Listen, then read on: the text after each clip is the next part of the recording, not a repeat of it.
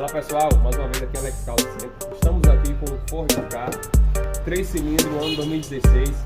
Esse veículo está com barulho na parte de cima do cabeçote toda vez que tem a primeira partida, mas pela fase de freio, beleza? Então conseguimos encontrar esse defeito aqui, certo? Logo aqui atrás tem a polia variadora, beleza?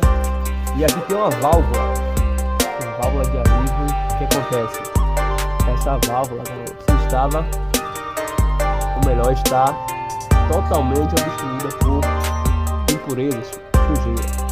Então estou retirando aqui para que vocês possam também estar resolvendo esse verdadeiro BO, beleza? Tem uma travazinha aqui, tem que tirar com cuidado aqui, pessoal, porque pode correr o risco de cair dentro do motor e aí o prejuízo ser maior. Certo? Olha lá, a válvulazinha tô retirando, puxando com calma, beleza? E aqui na ponta já vem uma peneira, ó. Olha só como tá essa peneira, toda obstruída com sujeira. Olha aí o defeito também, ó, a tela. Tem uma parte desse compartimentozinho que já não tem mais a tela, beleza? Então aqui na parte interna como é que funciona, uma molazinha, ok?